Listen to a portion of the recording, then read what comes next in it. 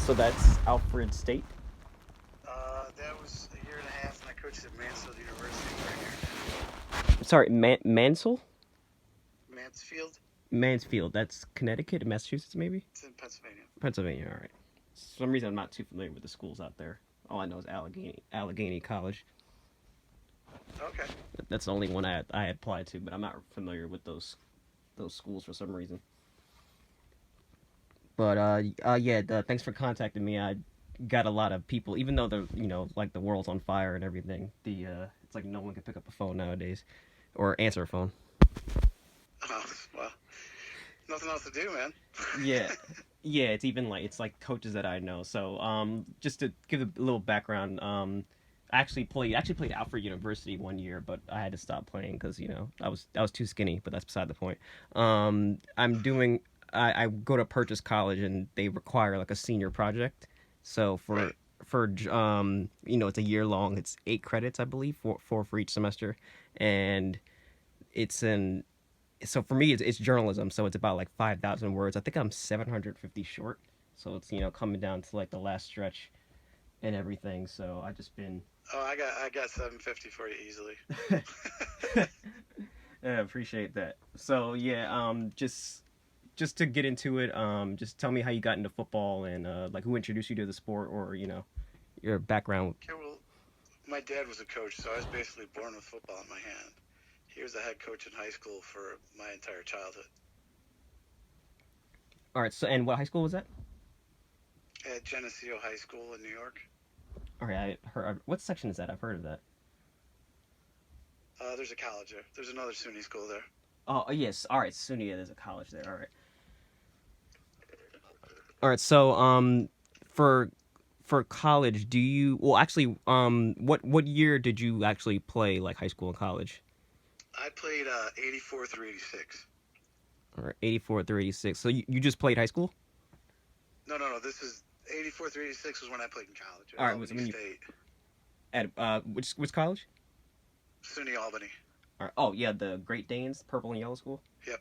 All right. Yeah, that's D1. It's impressive. Um. So It all is right. now. It wasn't when I played. All right. Well, apparently they moved on up. So obviously, a lot like the culture of the game has changed.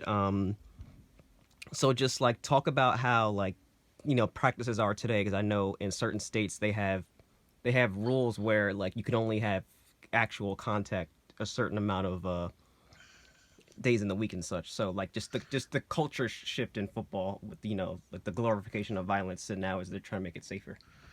Right. Well, in college this year, they even came out with a.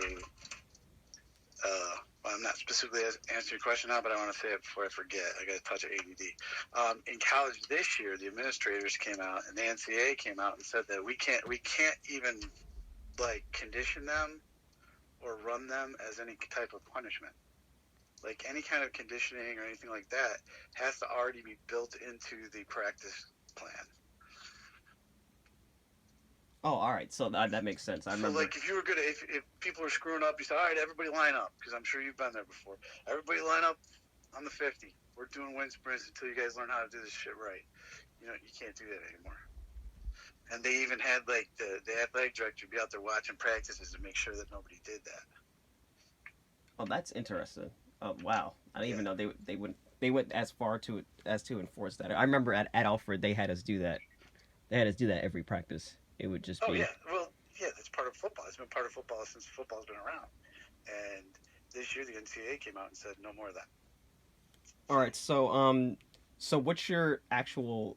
So you like what, offensive coordinator or just head coach, defensive coordinator? I have been a quarterback coach. I have been an offensive line coach. I've been a running back coach, and this year it wasn't official, but I was kind of the offensive coordinator, but it wasn't an official thing, so I don't even put that in because Yeah, need to be. even though I installed the entire offense, and for most of the season I was like the go-to guy for everything, but my official title was not OC, so don't put that in. All right, So I was a definitely. quarterback coach at Mansfield, quarterback, offensive line, and running back coach at Alfred State at different times. All right, so just to the offensive line, because you know, that's the found. We both know it's the foundation of like running your offense and such. Um, Without a doubt. I mean, people love the quarterback and stuff, but so just talk about like I remember going to practices and because I don't know, I should know more about the offensive line. I remember going to practices and one of my old Pop Warner coaches says like your hands are your only weapon. So just talk about from the offensive line perspective, just keeping the head out of the game, keeping the head as my voice shrieks, just keeping your head out of the game. Well, when I teach, and even in like in my offense, a lot of it's just about vision. So um, we're we're talking about aiming points, you know, and so just for example, if we're going outside zone, we have certain aiming points for first account, uncovered, covered, and then you have aiming points for them, and that's where they're supposed to be be be putting their hands. You know, there's it's a whole technique. It's hard to explain. Right. Without I'm very kinesthetic, and visual. Without that, just explaining words. But say, okay, so I'm the tackle, and there's an end outside of me in a 5-tech, and we're doing outside zone. My aiming point would be, I want my face mask to go to his opposite number, and my hand to go to his opposite armpit, right? And then the guy inside him that's uncovered, he's going to want to get to that guy's ear hole, his Right. face mask to his ear hole, Right. Yeah. and Aiming the, points. the, the goal being to pass him off and then work outside. Oh, yeah, man. Yeah, it all makes sense to me. I just I'm doing more research. This is off topic. I'm doing more research into I've been listening to like the MMQB podcast before Right. Sports Illustrated they fired all their or before they had new management and such. So the guy Andy Benoit, he's really good at explaining for the football dummies like the some of the techniques, and they break down each position, which is what I like. So I got some of that. Even most people don't even know like the tech stuff and everything. So that's it's good to hear from someone that knows what they're talking about. Yeah, So, there's a lot of great stuff yeah, online now too. You know what I mean? yeah, There's football just tons of football it. football outsiders too, which is why I think I should get into that as well. All right. Football coaches just can't stop talking about it. That's why. I mean, we're all egotists, so we all love to see ourselves on video and shit. um. So um. So at at what point? Wait. Actually, I might have skipped over this question. So how long have you been coaching from what year to what year? Just every year. I've been okay. So I've been a coach, like a paid coach, in one sport or another since 2006. I've coached basketball. I've coached baseball at the high school level. Um, I was an offensive coordinator at a high school football team around here that eventually won the sectional title with the offense I installed. Um, so I've coached for 14 years, and I started coaching before that, like just volunteer coach. So quite a long time. As far as college football, I've coached 3 years, All right. So I mean, so and like it's the my, best job in the world. it's fun. It's a lot of mental work, which is I try to. I just that's why I've been journalist. So I do the mental work, but I don't have to think too much about coverages and stuff. So that's a side thing. Um, so my main question is like a lot. We obviously know a lot of rules have been installed. At what point? At what point was it the installment of the rules? At what point did you realize like, hey, maybe my way of coaching has to change with the less physicality that they're allowed to have in practice. I was never a guy who believed in beating up on each other in the first place in practice. Um, I actually, when we're getting towards the end of the season this year, um, was kind of pissed because we were sort of in a playoff situation, and I was like, we gotta shorten the practices toward the end of the season. Keep your legs fresh. It's something basketball coaches do. Like going into the end of the season, where your practices might have been an hour and a half before, hour 40 minutes, they'll practice for like an hour. Because most of the hay's in the barn. And then these coaches were just running them to death. I wasn't the head coach, so I didn't have anything to say about it. But for me, toward the end of the season, you want to have the fresher legs. So I was never one of those guys that believed in. My dad wasn't one of those guys that believed in a lot of contact during practice. So I actually was sort of brought up that way. You don't want to beat up your own guys during practice. Um, technique and fundamentals and stuff like that you can work on. But my dad always used to say, if the coaches that don't know what they're doing scrimmage, and so that, I'm right on board with less physical practices. That being said, you have to have some periods during the week where you're going to have them, you know, go out, and plus during the preseason, because you got to see who can hit, who can tackle, and who can't. But then once the season starts, I don't believe in a lot of physicality during practice. I'm a very cerebral guy, very cerebral coach. All right, that's actually good because I usually get because it's some for some reason that's usually the consensus now like nowadays for like at least the three coaches that I had interviewed previously that like they always believed in like just keeping the head out of the game, which is like that's the massive culture shift with like the movie Concussion, but even way before that with like they had a book that they made us read, which is actually why I actually got into this. So but like just also all right so I have a lot to say about that concussion thing. We had 10 concussions when I was OC in high school. 10 concussions a year. A couple of them were doubling up kids.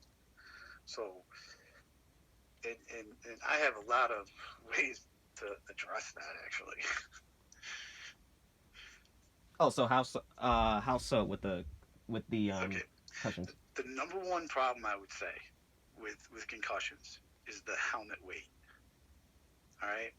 So the average Rydell helmet weighs about 4.5 pounds, and that's without a face mask. Some of the newer ones might weigh like 3.9. Like they've shaved a few off of it. And one really expensive one that they have that nobody can afford anyway is a little less than that. But that's without the face mask. Then about, I don't know, 25 years ago, they came around with all these heavy face masks with all the bars on them and stuff. And there's no reason for it. All it does is add more weight to it. So you're looking at maybe a 6-pound helmet after you get the face mask on. And momentum is multiplicative. So it's mass times velocity. People are getting faster and faster. Obviously, it's mass times velocity. So one way to lessen the momentum on impact would be to lower the mass, so make the helmets lighter. If you took say 2 pounds off the helmet weight, which probably could be very easy to do with different materials or whatever, and definitely with different face masks. If you took 2 pounds off and made them 3 pounds overall, instead of that being like just a half, you're not just taking off half the impact because it's multiplicative. Does that make sense? Right. Yeah. Right. It's mass times velocity. It's Right. not mass plus velocity. So you're not just taking off 3 pounds. You're taking off that multiplier. Does that make sense? Yeah. So Right. say your velocity is a 1, or let's not make it 1 because it'll screw it all up. Let's say the velocity is a 3 and the mass is a 3. Okay, the total momentum would be a 9. But if the velocity doubles, if the velocity doubles to a 6, now you're talking about 9 times 3, so 18, and that's a big number. So it's, I'm just saying. Right. Yeah. Helmet weight is one thing. Another thing is neck exercises. That's the neck whip is part of concussion just as much as like contact in the helmet. You have to watch videos and shit like that, and they show you, the neck whip. It's just a brain hitting your skull. So people lift, they pecs, they do this, they do that. Nobody does freaking neck exercises. You can't even bridge anymore because they made that illegal. You know what bridging is? Not sure. No, because it was probably illegal by the time you came up through. But you just didn't practice. You lie on your back and then you get up on your helmet and just arch yourself and roll back and forth. That was a neck exercise. But anyways, overall, working out your neck is going to help you with the concussion thing. the insides of the helmets should be addressed too, because they're hard as a freaking rock. I think we'd be better off going back with the old just foam or suspension helmets. You know, everybody's got these, they're hard as a rock in there. And to me, it doesn't make a lot of sense. Form tackling should be required a lot more people are doing that now. And they've changed the way that people tackle now. Like when I grew up, or maybe even when you came up through, that's not the way we try to tackle anymore. They try to do what's called a gator tackle now, where they kind of come into them and roll. But then that could cause leg injuries, so but it avoids concussions. And the other thing would just be throwing the flag more, which they're doing as far as the targeting and shit, but they're not consistent with it. I mean, you start getting 15-yard penalties every time somebody leaves with a helmet, and guess what? That stuff's going to change really fast. But it has to be consistent. They can't be afraid of throwing the flag on it. Oh yeah, so there's five steps right there that could reduce concussions. It's funny about the gator roll, because that's what I interviewed someone from Iona Prep that coaches Iona Prep JV, and that's how they kind of that's how they taught their their players to tackle and such, because I think everybody's teaching that now. I think his comment was something about like the guy not being able to like high knee you. I don't know how often like old school running backs would like knee the defenders if they try to go low. I'm not sure how often they did that. That's part of it, and just the way we were taught, just square on, supposed to keep your head up, and nobody did, and then just straight on contact as opposed to like a glancing, rolling, absorb the energy kind of contact. But anyways, those are 5 ideas I've had. I was going to write an article about it for a long time, and I just never got around to it because I'm a writer too. So. Oh really? Yeah. Oh, that's interesting. That's what I'm trying to apply to LOHUD, but LOHUD's the online thing, but it's the Journal News, the USA Network affiliate. But I'm right. Yeah, hopefully that's very cool. Hopefully they I should probably do an internship first, but because it's my last semester, so hopefully one of their sports journalists, he ended up switching jobs, so hopefully they haven't replaced him yet, but. Oh, that's cool. But yeah, that's kind of. My son Luke, my older son Luke is graduating from Fordham this year, and he found that not having an internship while he was in school is being really rough on him as far as resume. So yeah, get an internship if you can. Yeah, I'll try. Unless you find a job right away. Yeah. I'll try. I was working that's a side thing, but I was working 2 jobs, so I really legitimately didn't have the time. But Yeah, I get it. Yeah. Neither did he. Yeah. Now it's once the world stops burning, I won't have an excuse anymore. Well, I'll have 1 job, so I'll try to balance both. All right. So, this is a common question I ask. What are the most common, besides the concussions, like other types of injuries that you see? I'll tell you what we had a lot of this year, which I've never seen before, is we had a hell of a lot of shoulder injuries this year. I've never seen something like that. I've seen shoulder injuries. I did my own shoulder a couple times, but this was crazy. I don't know what we were doing wrong. I go and talk to the coach. Say, we're doing something wrong. Why are we getting? That's what you got to look at. It's like when we had the 10 concussions in high school. I go, Coach, we're doing something wrong here, And then this year at Mansfield, we had just a ton of shoulder injuries. Our best defensive player couldn't play in the game against Army, the last game against Army, because his shoulder was messed up. It's like it's ironic because I get that. I get with running back specifically, it's like the lower extremities, and then you get like the collarbone injuries. So I think from team to team it varies somehow, because I've asked a trainer, I've asked 2 players, and then now I'm asking you, and the shoulder is a common thing. Is it?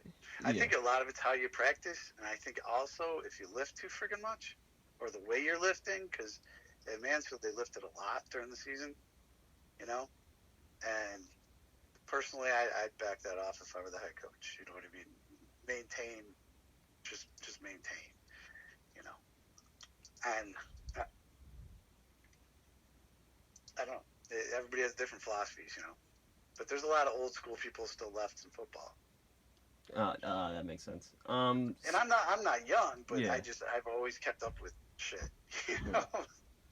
Oh, so speaking of lifting, because I had this, I interviewed a player from Springfield. He talked about how people were like so stiff and such.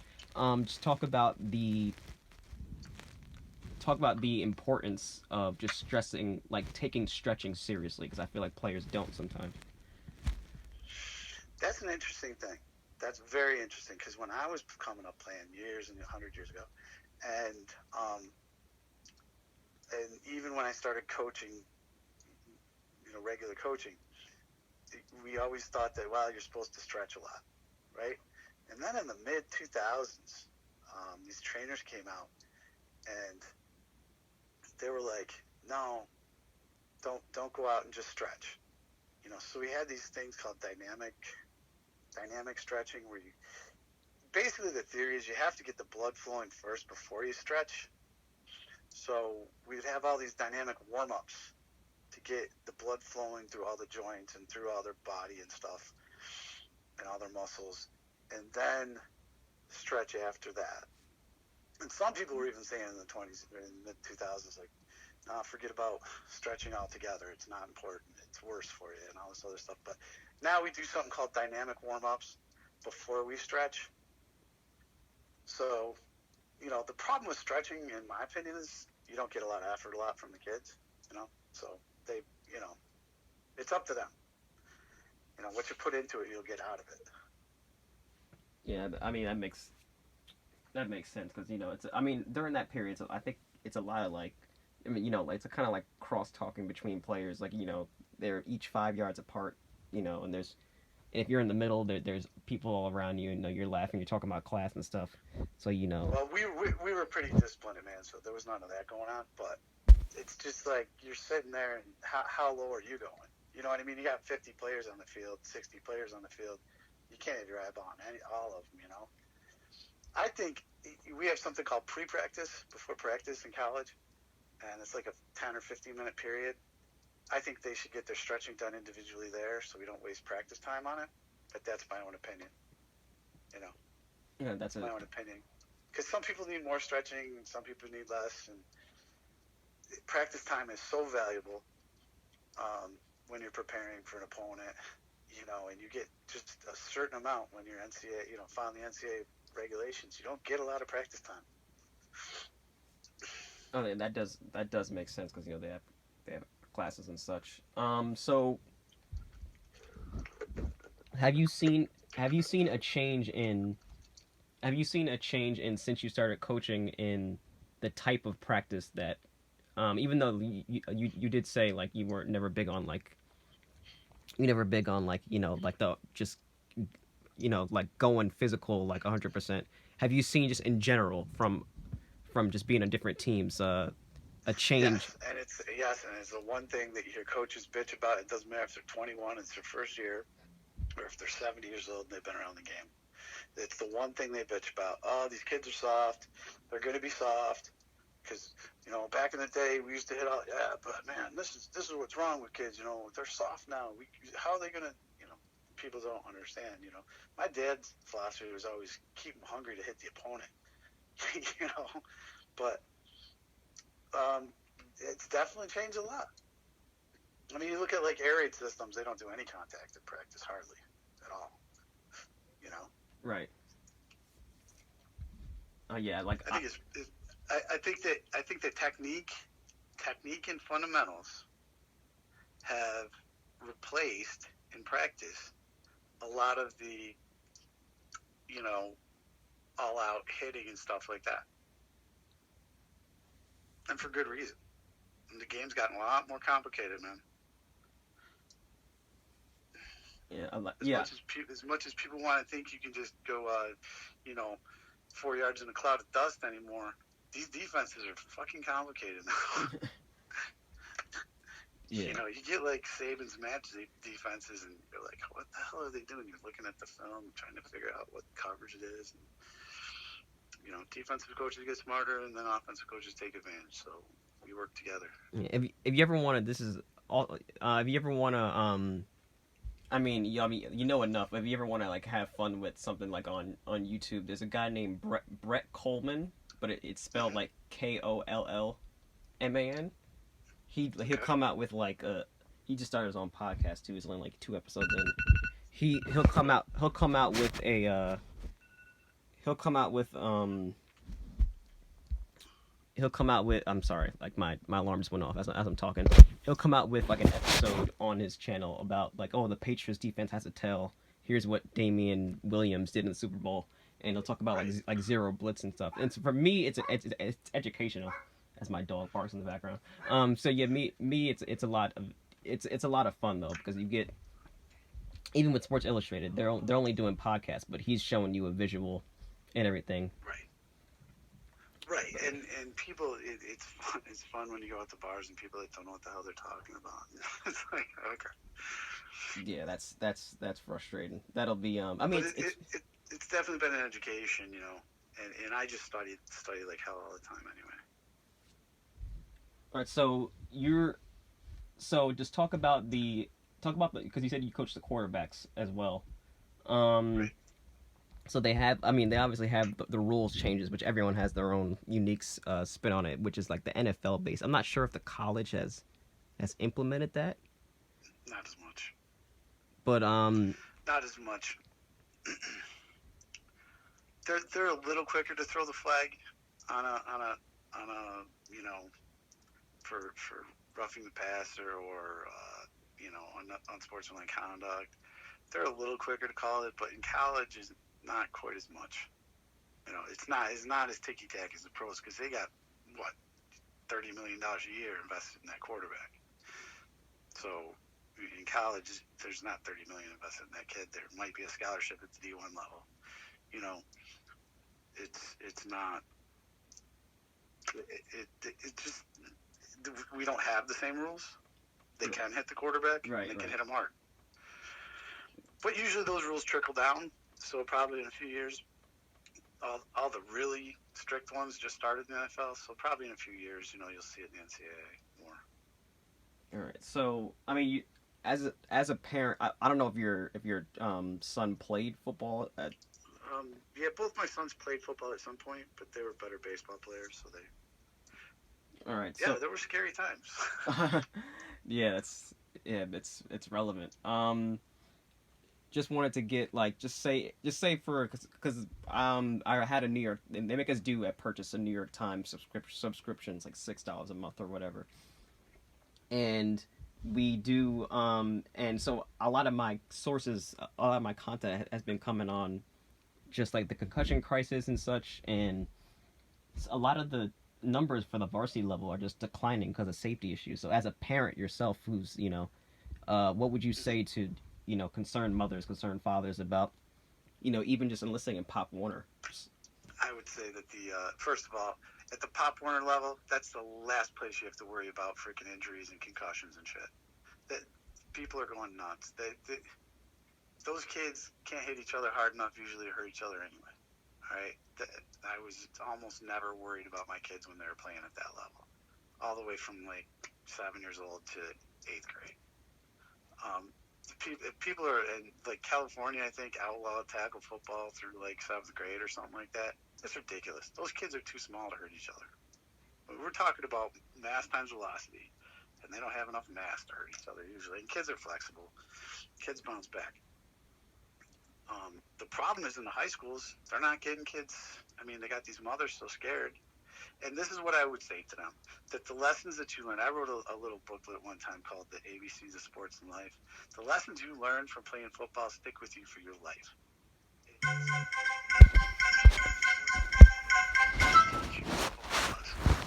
And it far outweighs the risk of serious injury. I'm sorry. Say that again, because like my alarm keeps going off. Yeah. Okay. Mine's probably gonna go off in a minute.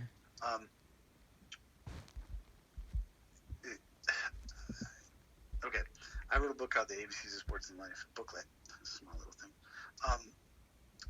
The lessons that you learn in football. First of all, I'll start with the little kids because I don't know if you got that. The Pee Wee level and Pop Warner level, that's the last place you got to worry about kids getting hurt. They're just not big enough. They're not fast enough to hurt each other. It's the safest time to play football. And a state like California that I think has outlawed tackle football through like 7th grade is that's absolutely ridiculous. That's the last place you got to worry about it. In the high schools, we're losing numbers, and teams are places are having to combine schools and everything because of this panic and everything about the injuries.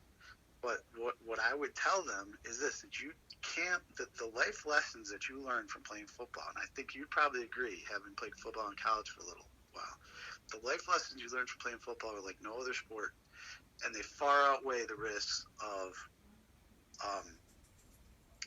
serious injury. It's like 99% of, way over 99% of the people get out of high school football without having some kind of life-sustained injury. But everybody that plays the game, and almost everybody that plays the game, learns some discipline, life lessons. You know, the meaning of hard work, how to do your best, and what a team means, and self-sacrifice, and self-discipline, and all these things that no other sport will. I mean, football's the only game that you can just decide and just put your will on the other opponent. You know what I mean? But not a lot of other sports like that. I don't know of any. Maybe wrestling, but that's not a team sport. So, you know, following directions, organizing, being a good student. Football teaches so many more lessons that the rewards from playing football are much higher than the risk of serious injury. Well, I mean, my dad has he has a similar message when he coached, like, you know, Mighty Mites at the Pop Warner level, and he would just say, and kids would ask him, like, what's your favorite sport, because he, like, you know, was a really good baseball player, and he would just say, it's like, football's just, it's the greatest team sport. There's nothing like that. You know, like this, you know, like other sports, people, you know, like basketball's a lot popular, but, you know, it's only so much you can do. It's five people. Right. You know, but like football is I've coached both. I've coached baseball, basketball, and football. So, you know, I just, you know, I'm not biased. You know, but it's just that it's exactly what your dad said. And like I said, I've coached the Pee-wees too, and you know, they get hurt, and they're over crying for a few minutes, and then they're back in. You know, they're fine. You know, it's just that it's ridiculous to worry about them. I do. It's funny. I keep saying it's funny because I do remember the.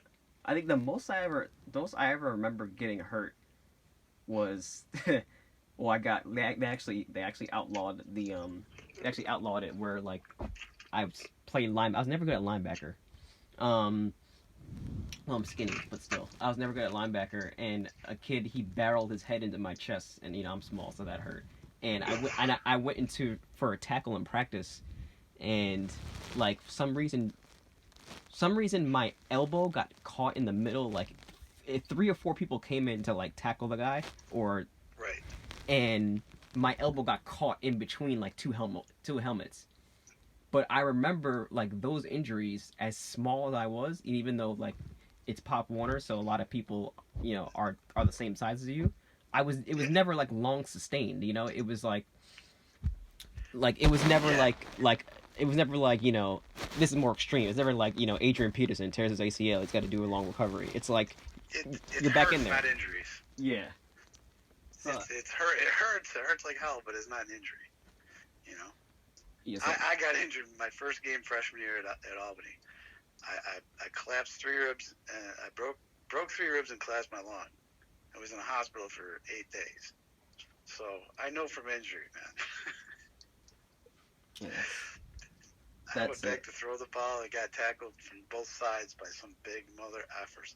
And I was just like shooting blood out of my mouth like a fountain every time I breathed. I was on the field for like 40 minutes.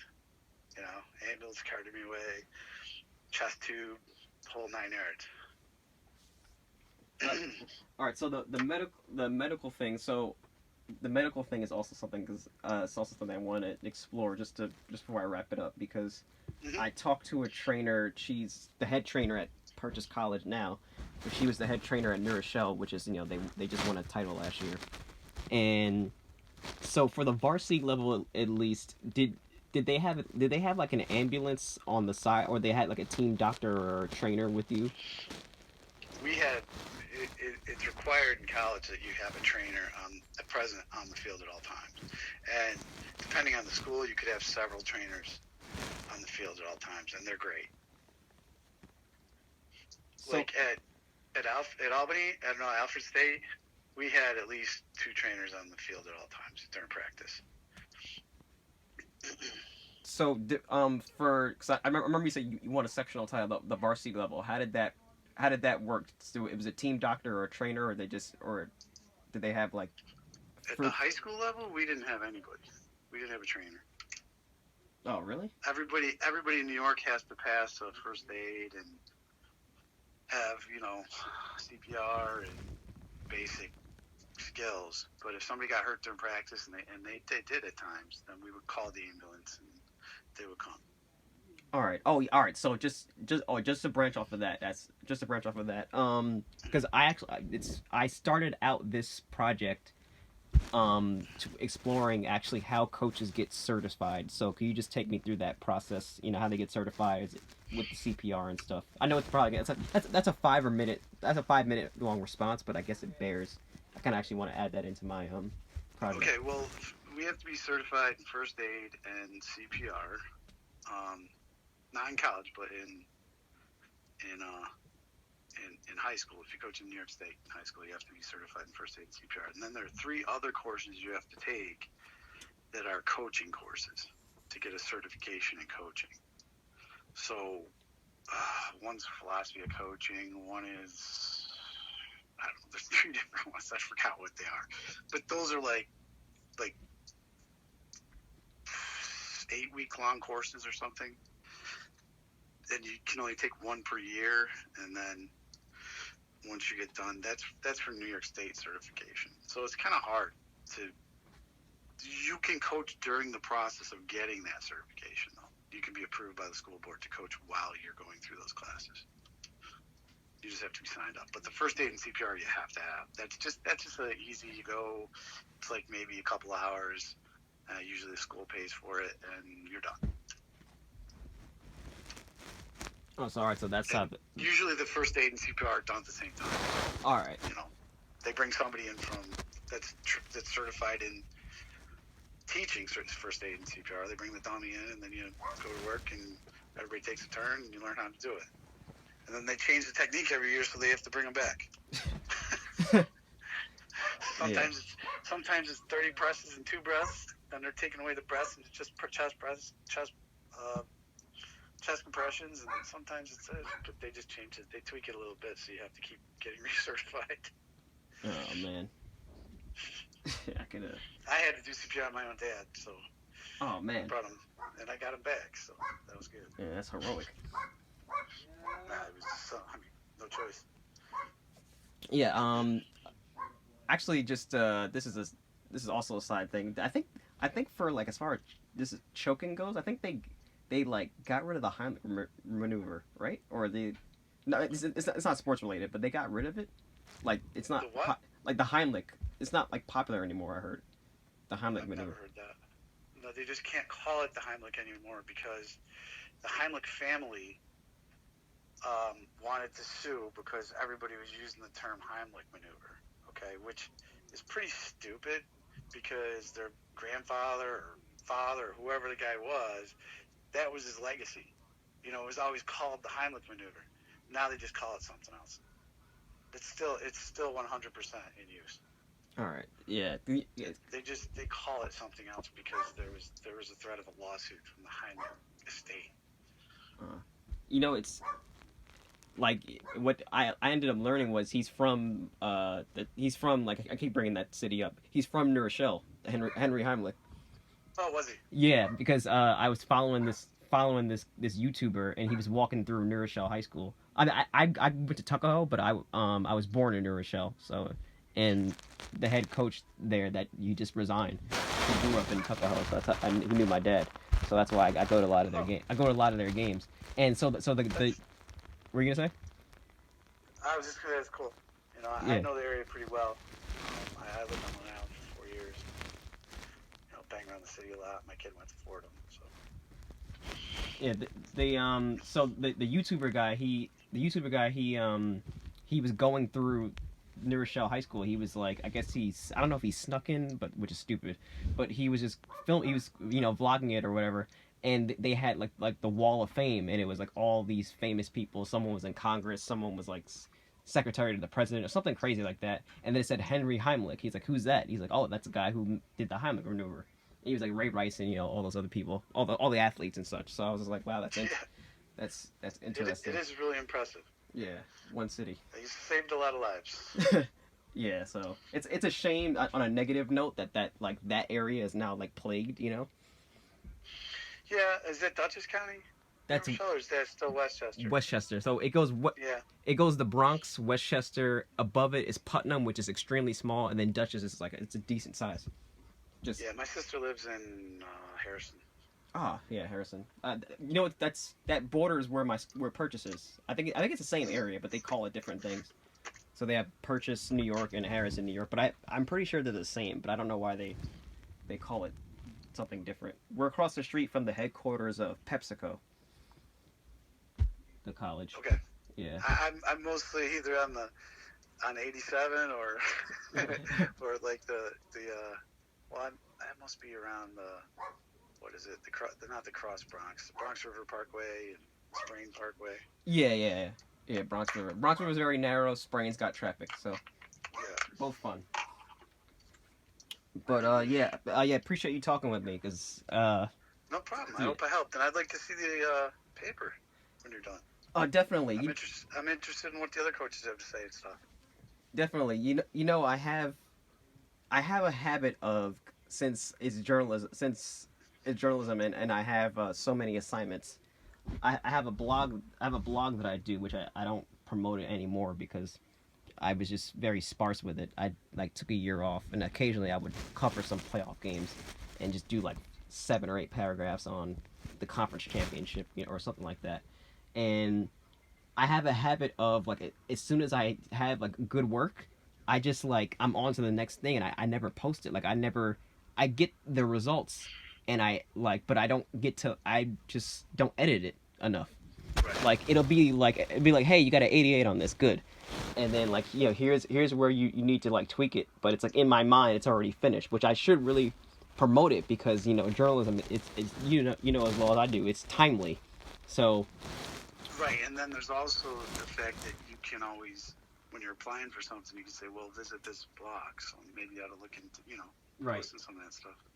right, because I regret I was gonna get into the school newspaper, which I did at Westchester Community College, and I ended up finding some of my old work as I was cleaning out my room, and so I guess I could submit that whenever I go to an interview. But I had some good stuff. I did some Marvel content, but it's not timely, and which I'm going to post it on my blog. But it's not timely because it was from April last year when that Avengers Endgame movie came out. Which that was the most fun I ever had writing, because you're interested in it.